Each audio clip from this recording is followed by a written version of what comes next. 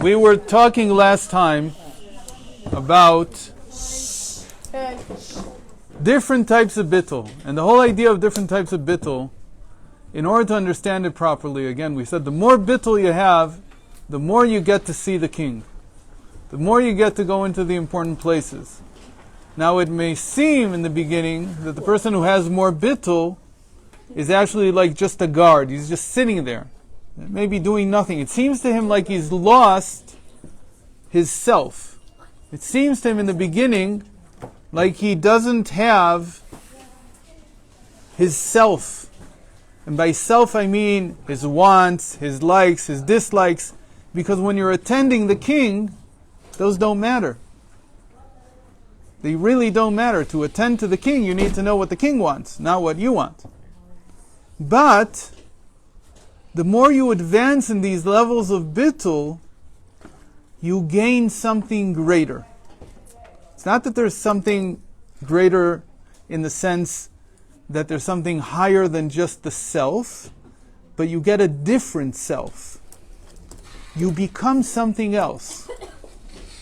And let me, before we continue reading this, give you a way of thinking about this. No, just leave it. Maybe at the end. The end is a good time to take attendance. Why would you take attendance in the beginning? You should take it at the end. Okay, we'll take attendance at the end. That's a smart solution to a problem that probably doesn't exist. No, the problem that doesn't exist is that nobody leaves in the middle, right? So, how would you understand this? It's the same way that people went before the Rebbe. One of the things that they gained, at least they felt it, even if they couldn't translate it directly right away into a change in their life. But one of the things that they gained was that they saw that the Rebbe was looking at them, not the them that they know, but rather a higher version of themselves. That was one of the things that people felt, that when the Rebbe looks at you, he sees you in your best version. And for that to come out in your life is to find your higher self.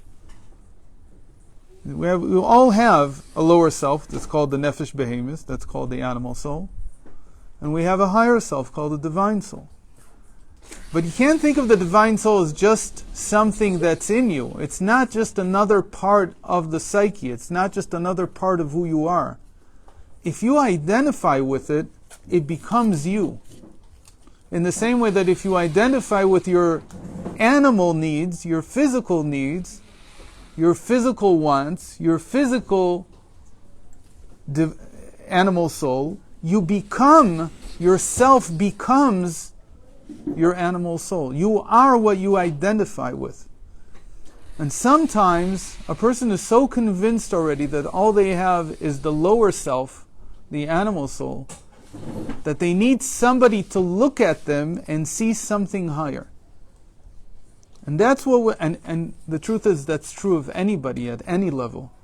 If I can look at somebody and see that they have potential to be something higher, if they identify with those powers in themselves, that is like taking the person and lifting them to that new level. You have to have confidence, you have to trust in someone else, you have to have faith in them that they can attain that level that you see. Now sometimes you don't see it. To see it, to be able to see what my potential is, for that I need a king. For that I need exactly what we're going to see in a moment. The king sees, this attendant, this guy who's just guarding the throne room, he's got such bitul, he must have more potential. He can do much more than this.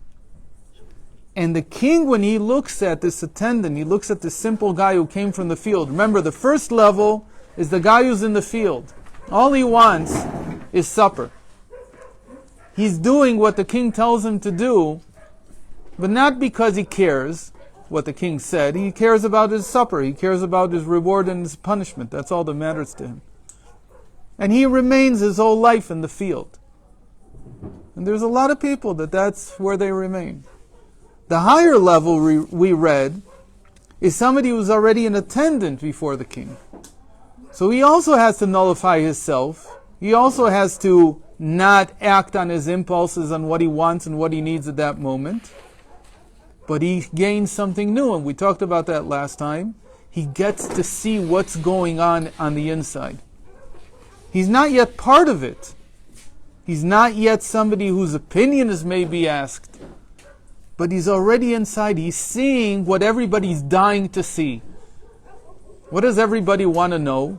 They want to be a fly on the wall in this room. Why? Because everything is decided there. And that's like being in the know. And that's a big deal. But then there are two higher levels.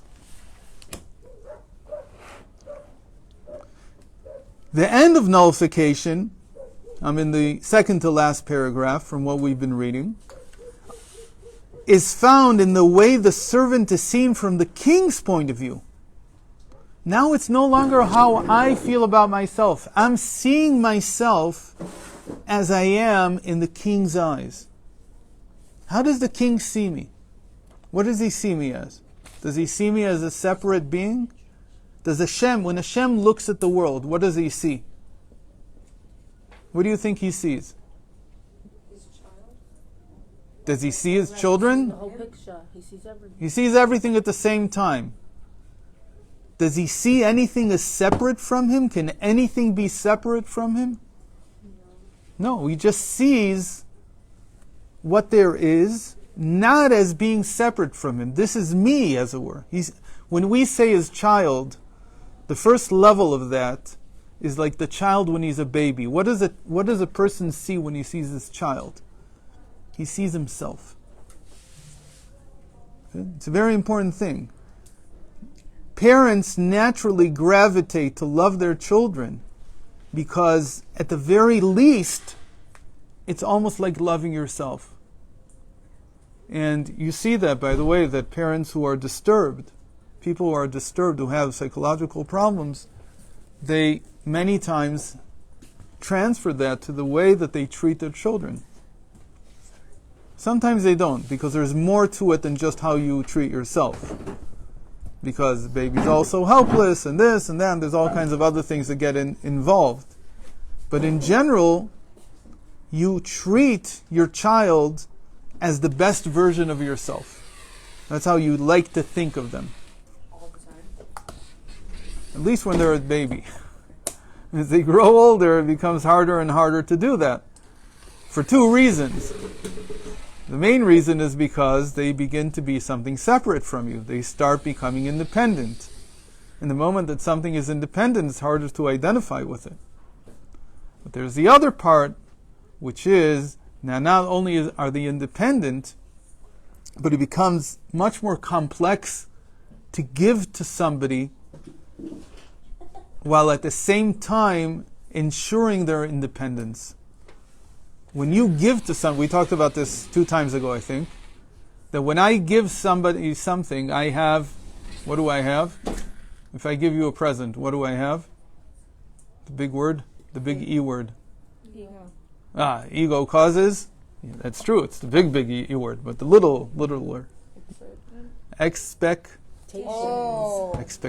I have expectations from you. When you give the gift, you said? When I give you something, anything that I give you, I come to give the class, right? So I have expectations. What are my expectations? Quiet. Nobody's going to disturb me. Everybody's going to go, thank you, great. Right?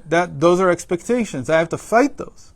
If I want to give and retain your independence, not mine. Yeah. You should have expectations because you should expect that people give you the respect that you give to others. Why? Because they weren't.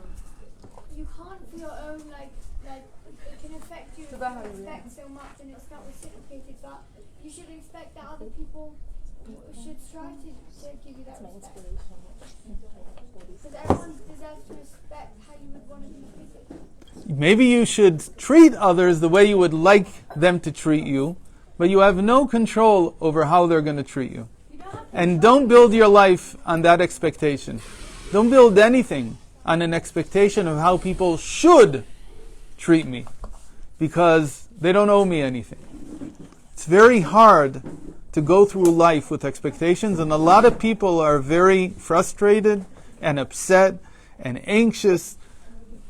Everything that you see in the world, or not everything maybe, but 90% of the frustration in the world is that the world is not giving me what I thought it should.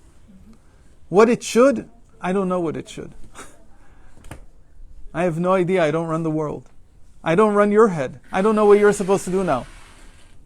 I have no idea. I can have an expectation, and if I tie my self-worth to my expectations, my self-worth is going to plummet very quickly. Because most of my expectations are not realistic. And they come from actually a lack of security, a lack of self-confidence.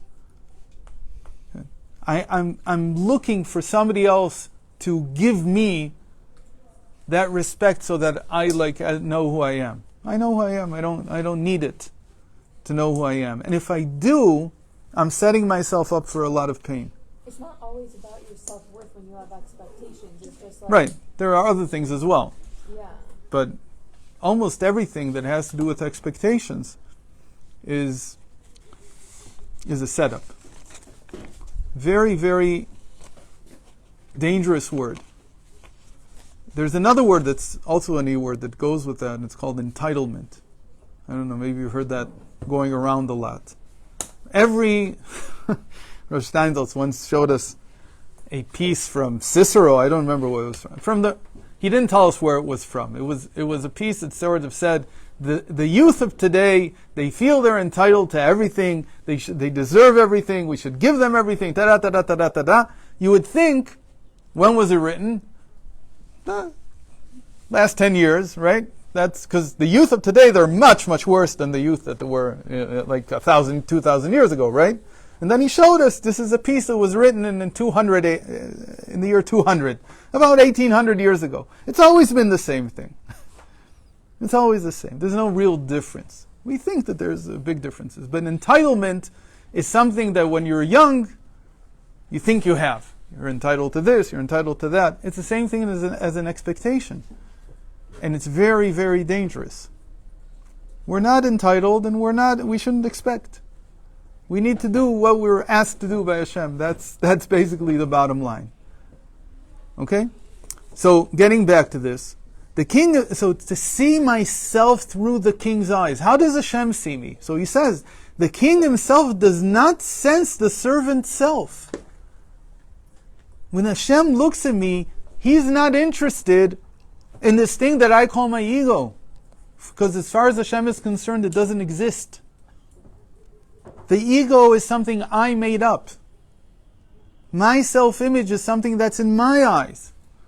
But when Hashem looks at me, that's not what he sees. And here, I don't want to get into the differentiation, but he's talking about a first approximation. At the first approximation, when you think about what Hashem is, so right away the first thing that should come up is that Hashem is everything. And therefore, anything that I hold to be separate from that everything doesn't really exist. When Hashem looks, it's like he's looking through transparent glass. There's nothing there, really. It's like shadowy images walking around. But they don't have a separate existence. He senses the servant as an instrument that can do nothing but perform his commands. And it is impossible that he not do so. Remember, we talked about this. So do you have free will or not? From Hashem's point of view, does anybody have free will? When he's looking at this level, nobody has free will. We're all doing what he told us to do. But what What? about when we're not telling us? Aye, but at that level, you can come to Hashem and say, I'm doing exactly what you told me to do. Yeah. Hashem tells us to sing. Yeah. What do you mean? He is singing. It's him. Sin. Oh, yeah, it's him. Yeah. Oh, no, we're getting back into that. I don't want to get back into we're talking psychologically. We'll get more into it in a moment. Yeah? What were you saying? Oh, I was just going to ask, because you said that when he looks down on this level, we don't have free choice because we're doing what he's making us do, but he's not like asking us to sin, No, he didn't ask us to do that. so then we're not. And it is free choice. He said, that's what he said, that sin in the end is free choice. But at this level, we're giving him everything. We're giving him all the credit for everything. Okay? So there's nothing separate. That's a level, that's called nullification of being at the final stage. There's no being, I have no separate being. I'm just what Hashem made me. Therefore, his entire sense of self is nullified. If I could see myself that way, have you ever seen yourself that way? Can you do that? It's not so hard. As we go on, I'll teach you a simple way to see it.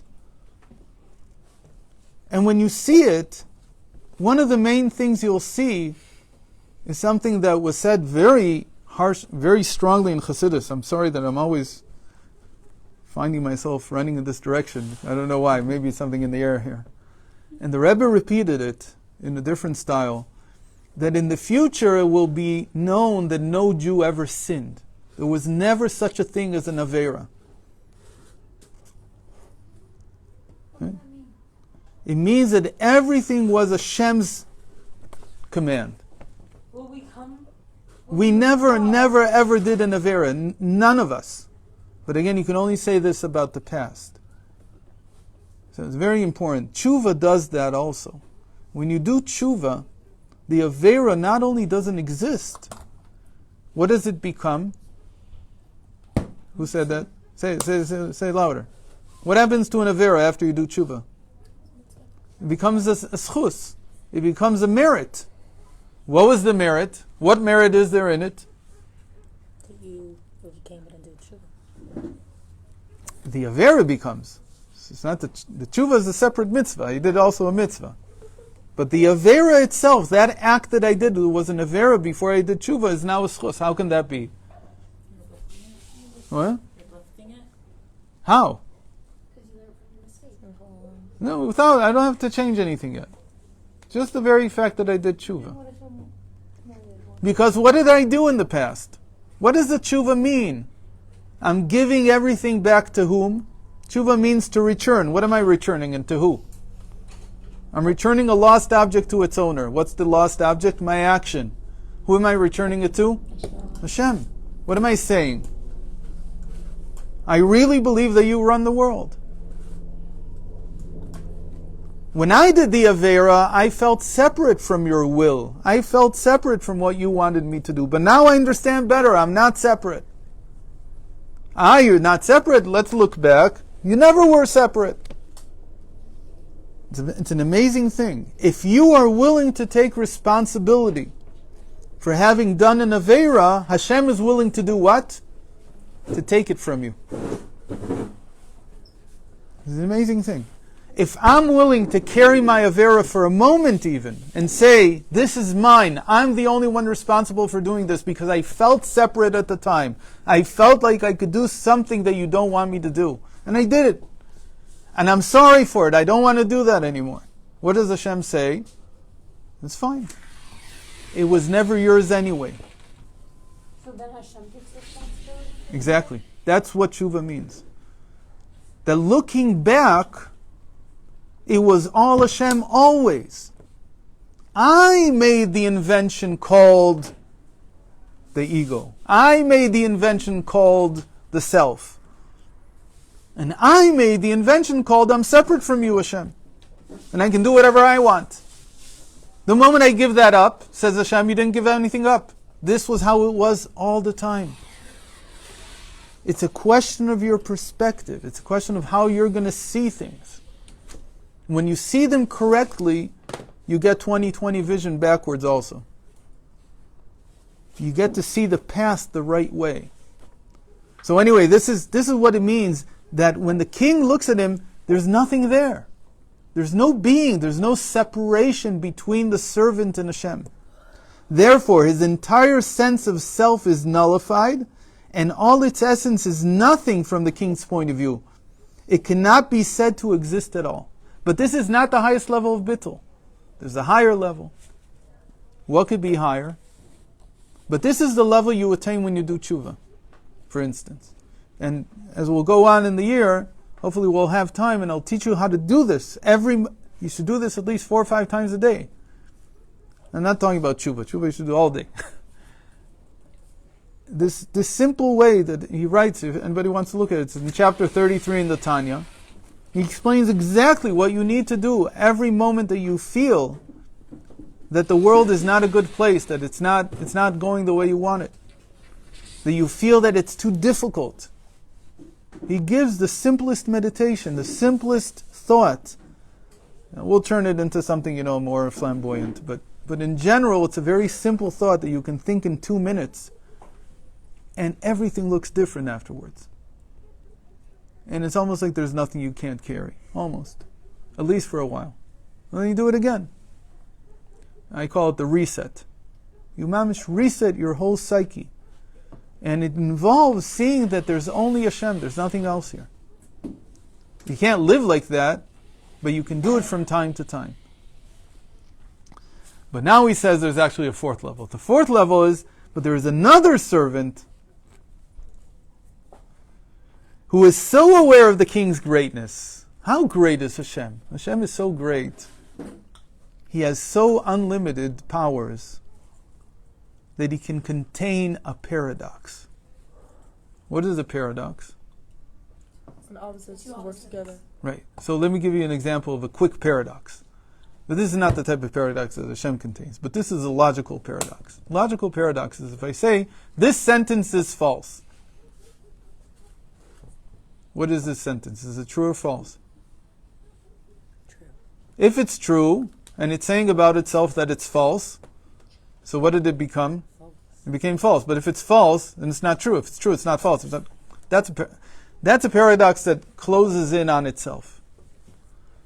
The ultimate paradox in Yiddishkeit was in Kodesh HaKodashim, was in the Holy of Holies. Anybody know what the paradox there was? That you can die there? Right. Oh. That the Aron Kodesh took up no space.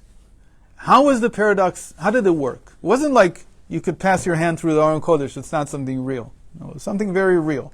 But if you took a tape measure, and you measured from wall to wall, you'd get 20 amos. Then you'd go from one wall to the Aron, and from the other wall to the Aron. What would you find? 10 from here and 10 from here, but that's impossible because the Aron is something in the middle. So if it's 20 from side to side, you can't have 10 from here and 10 from here. You couldn't do them at the same time. You couldn't just come and go straight through the Aron. It's not transparent. It's not there. It's there. But from one side, when you look at it from one side, it's like it takes up space. But when you measure it, it somehow doesn't take up space.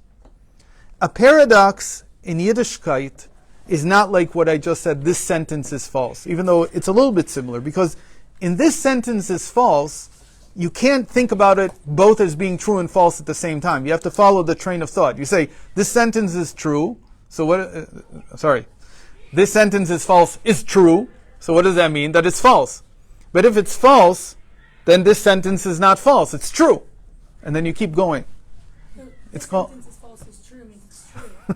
Right, so is it true or false? If this sentence is false is true, then the sentence is saying about itself that it's false. So it's false. Oh, yeah. Okay? You practice it a little. It's called that the human mind cannot contain paradoxes, the two sides of the paradox at the same time. Okay? We either have it this way or we have it that way. Either the Aron Kodesh takes up space or it doesn't take up space. We can't do both at the same time. This is a limitation of human, call it logic, the mind, whatever it is. We can't do it at the same time. But Hashem does it at the same time. What are the two sides of the paradox now? So do I have a self or don't I have a self? Says Rabbi Isaac, but there's another servant who is so aware of the king's greatness. What is the king's greatness? That he can contain paradoxes. That he can feel his self the way the king senses it. And this is called actual nullification of being. Again, what does it mean? What does Hashem want? That I have a self or don't have a self? You don't. No, both. On the one hand, when respect ourselves, but also be able to nullified. On the one hand, when he looks at everything, we said that was the first approximation. There's nothing here except for him. On the other hand, Hashem wants there to be free will. He wants there to be a self. Are these contradictory statements? Yeah. Yes, they're very contradictory. They can't live together logically. You either have a sense of, you either have a self, a separate self, or you don't. But Hashem is so great. When we say that Hashem is great, we don't mean He's great like He can lift the whole world. Okay, I know what a crane looks like. Imagine a bigger crane. Doesn't matter. That's not what we mean. When we say that Hashem is great, we mean that He goes beyond the limits of human thought, of human ability to grasp something. We can't contain a paradox. For us, a paradox, it's either this way or that way. You can't have them both. But the Aron Kodesh, which contains the luchos that Hashem Himself made, at least the shards of them, and the luchos that He wrote upon, then He gave Moshe Rabbeinu, the Aron Kodesh displays what a paradox that Hashem makes is like. From the human point of view, I can grasp it as the Aron is something there. On the other hand, I can see and I can prove it to you that it's not there. So which is it? For me, it's, I don't know. It's this and this. And that's a paradox for me. I can't contain that. But whenever you think of Hashem, there's an interesting letter from the Rebbe I don't want to get into now, that the Rebbe says, don't overuse this. Not everything in the world is a paradox. Only what Chazal said is a paradox is a paradox. And they didn't say this in many places. Even in Chassidus, it's not used in many places. And can anybody think of another paradox that we use in Chassidus? Like when we talk about like Hashem. It'll all be something that's beyond human. What? Hashem is both finite and infinite. Is that what it is? Okay, that's an example. What does it mean? It's what we talked about, I think, 2 times ago. That Hashem is both all of this, and yet He's much more than all of this. If He's all of this, He's finite. Because everything here is finite. I can lift it, but I can't worship this. Why don't I worship this? If this is Hashem, why don't I worship it? Because this is not Hashem.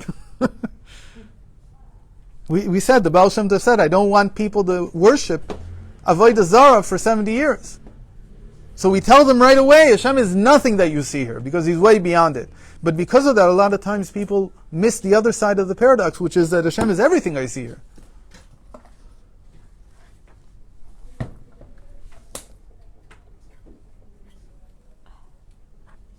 There's altogether 11 paradoxes that are brought in Chassidic literature.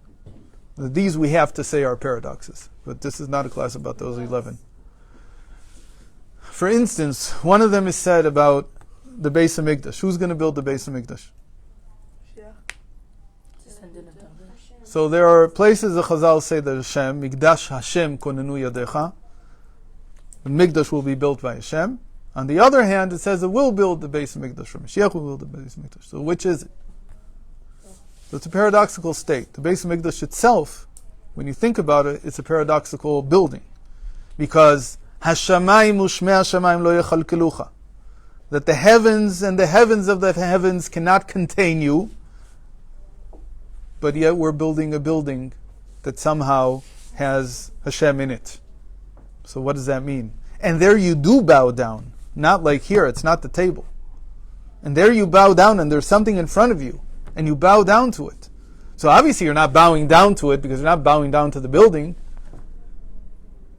But you're doing the act. Nobody sees Hashem there in front of you and says, oh, he's bowing down because there's Hashem. They see a building in front of you.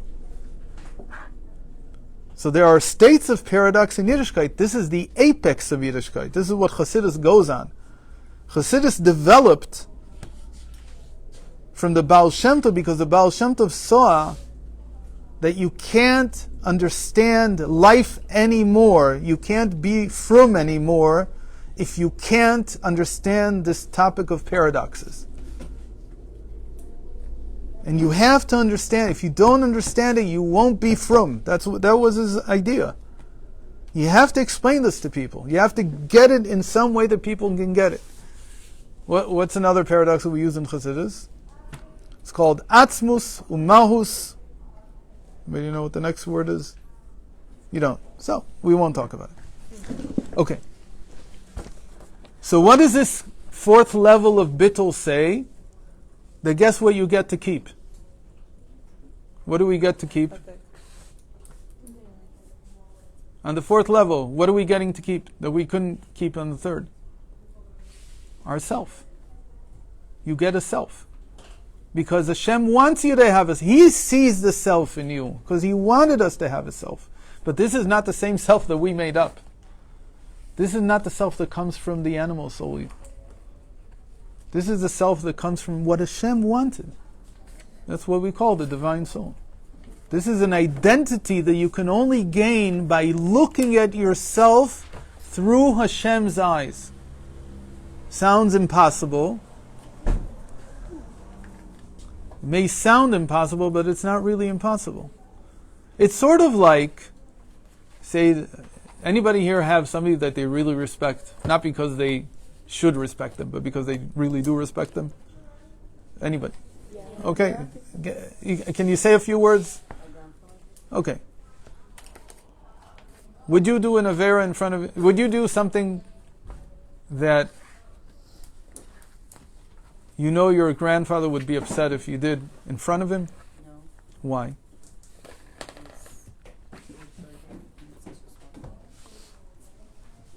A little bit more, maybe? It's uncomfortable. For who? For the both of us. Why is it uncomfortable for you? Because I'm not doing something right in front of him. But why in front of him? It's not right anyway. I know that he won't like it, specifically.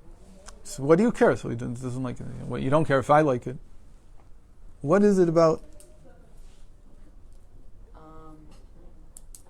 You respect him and you want to. Go ahead. Like if you like think of them as so highly that you want them to like think of you highly also, or at least like somewhat good. Because like if you think they're so great, you don't want to see them as like them to see you as like very low. Okay. I'm going to argue that the reason we don't want to do something negative in front of somebody that we really respect is because they respect us. They see us, like I said before, in a higher light. It's not because they deserve some kind of special respect. It's because they bring out in us something that's higher. And that makes them an anchor for us, for our higher selves. It's how we anchor ourselves. Every person in the world needs somebody that looks at them and sees their higher self. That's really the role that parents have. Remember that I was talking the other day, by the way, I made a mistake. I said there were 3 things that the Torah says that there is a reward for in this world. There really are just 2, the 2 we mentioned. I couldn't remember a third because there's no third. I don't know why I had 3 in my head. Wait, it was all of us. It was The one is respecting your parents, and the other one is shalachta em al banim, the mother bird, which we'll talk about later because it becomes something important here.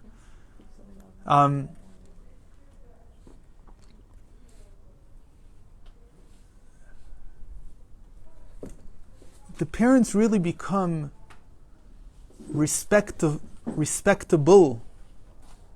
What does it mean for them to be respected people, to be important people? It really has to do with how they see their children. That a parent that's always seeing the higher self in the child, not expecting that this has to come out, but encouraging that you can be this higher version of yourself, that is what really it means to have honorable parents. That's what it really means to be a good parent. Not everybody can do it. It's not easy at all. But think about, for instance, the extreme. It's easier to see it in the extreme case. Chas v'shalom, somebody has a handicapped child. There's 2 things they can do. They can give up and pamper them and never try to bring out something greater in them, always just sort of just accepting that they're handicapped and that's it. Or they can see that there's potential. Now you have to be logical. You can't imagine somebody who doesn't, let's say, have a right arm is now suddenly going to have a right arm. That's not going to happen right now, at least not in this world. You have to be somewhere within the limits of reason. But within the limits of reason, you have to aim high. And aiming high doesn't mean necessarily pushing the person as much as encouraging them. Because I see that you can get there. And I believe in you. So really to be honorable means to believe in somebody else. Yeah.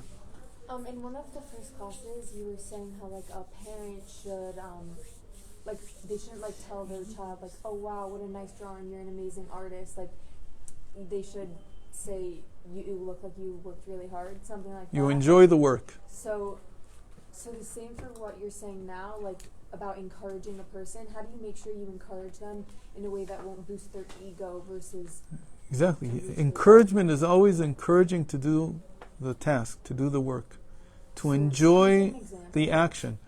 So for instance, if it's somebody who's handicapped and they can't walk, and they make a step, so you don't say, wow, that's the most beautiful step I've ever seen. Maybe it is, because for somebody who has a child like that, it is, in a certain sense, they hold us back and they say the hard work pays off.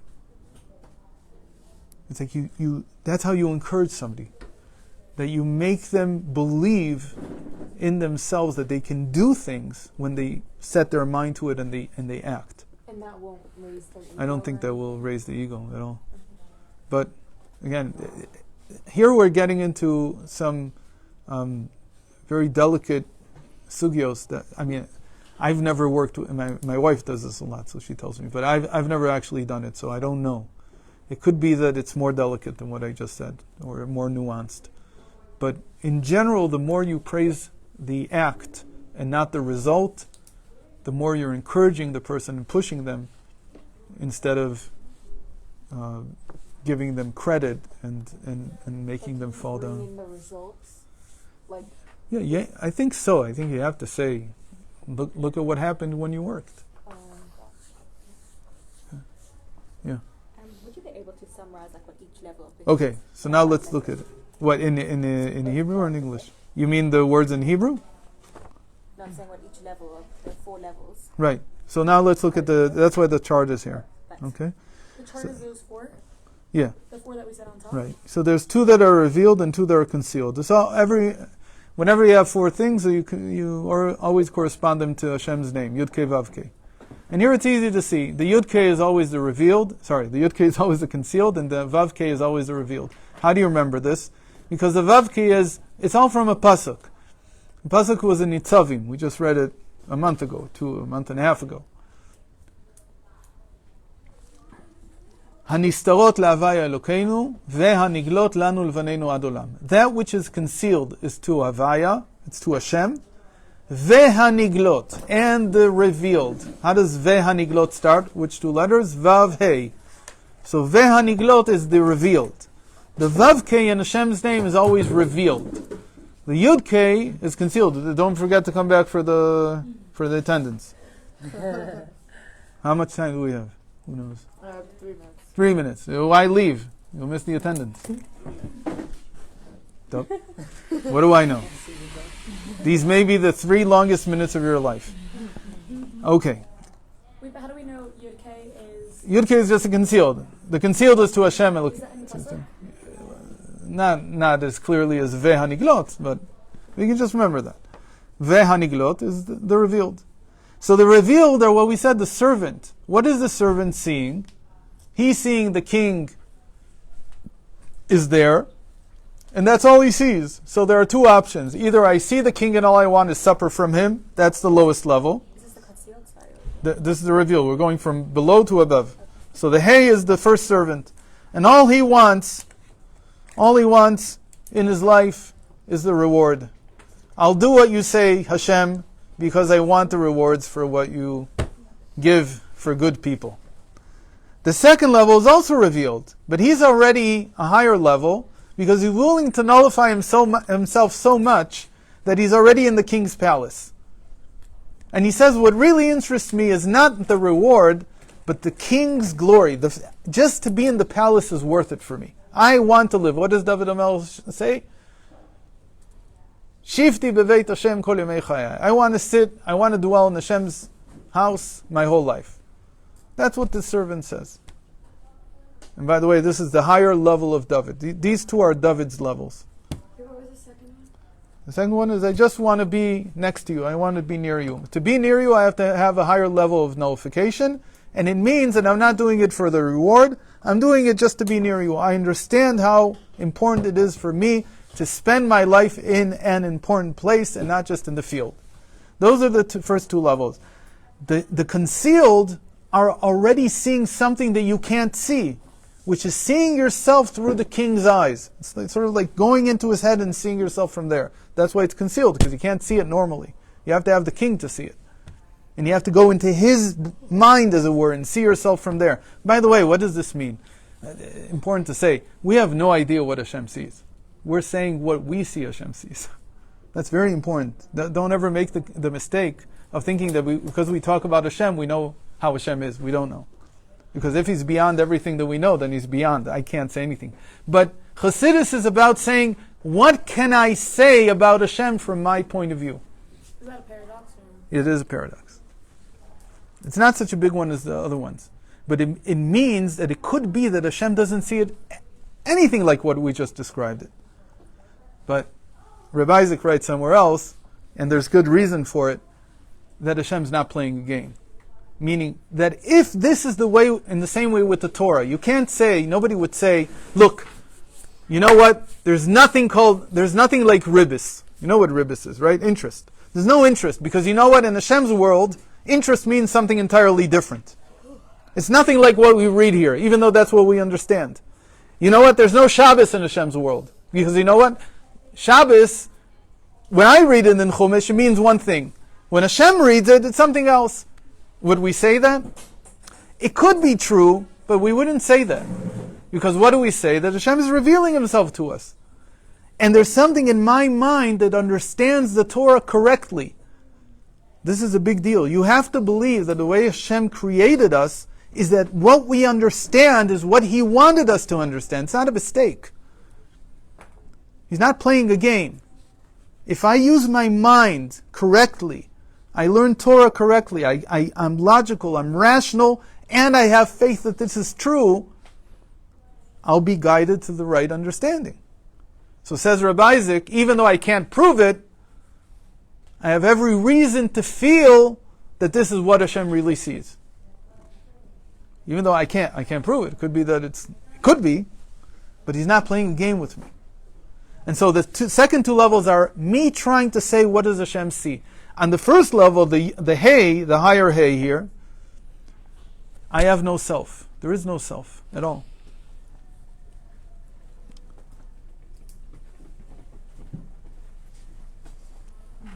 That's like seeing a vision of the future.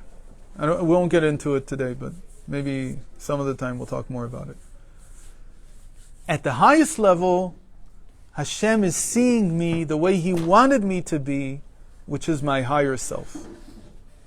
And He really wants me to have a self that is at one and the same time separate, but can never do anything that Hashem didn't want me to do. So the tzaddik, what does he feel? Did he do the mitzvah or did Hashem do the mitzvah? Both. Exactly. Is that level attainable or no? Every mitzvah you do, you can do that. How do you do it? We said that we can't hold the paradox at the same time. We can't say, I'm going to do it now, and it's Hashem doing it at the same time. We can't do that. That doesn't work for us. So we divide it into two stages. When I'm doing the mitzvah, who's doing the mitzvah? I am. When I finish doing the mitzvah, who did the mitzvah? Hashem did. So I divide the paradox into two. Because I can't contain them both at the same time. And that's what we said in the last class. that the more you are closer to Hashem, the more your psyche is rectified, the more you attribute all the merit, all the schus to Hashem. The less you're close to Hashem, the more you feel when you finish doing the mitzvah that who did it? I did it. And I deserve all the credit. And that is exactly the argument between us and the snake. When does the snake hit you? What's the curse of the snake after they ate from the tree of knowledge? He's going to do what to you? Where? On the heel. Ankle, heel, same thing. It's about close. Same thing. Akev, ankle, heel, same thing. Why? What does that symbolize? At the end of the mitzvah, says the Baal Shem Tov. The heel is when you're finished doing it, it's the end, like the end of the body. You finish doing it, that's where the snake comes. And what does it do? It bites you and it says, do what? Take it for yourself. It's yours. Eat from it. You deserve it. You did a good job. Commend yourself. Feel satisfaction. That's what the snake wants. So what do you have to do? You have to crack its skull open and say, you're a Rasha Marusha.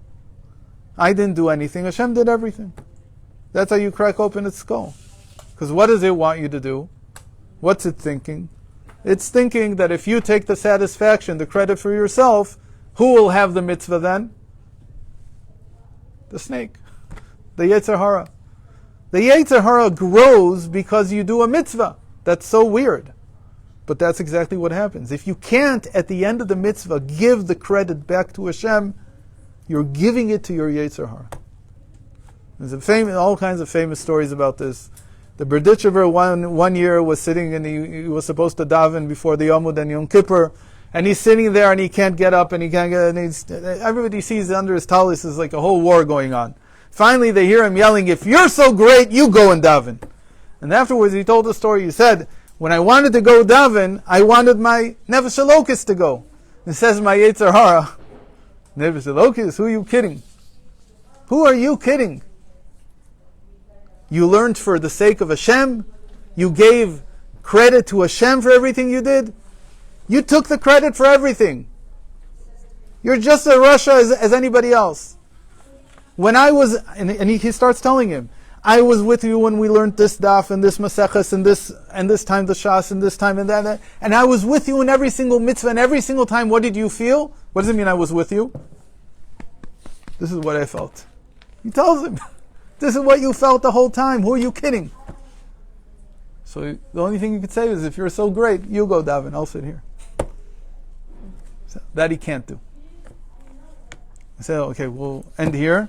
And the attendance is, who's not here? That's easier, no? Okay, no, everybody's here, so that's great. Okay.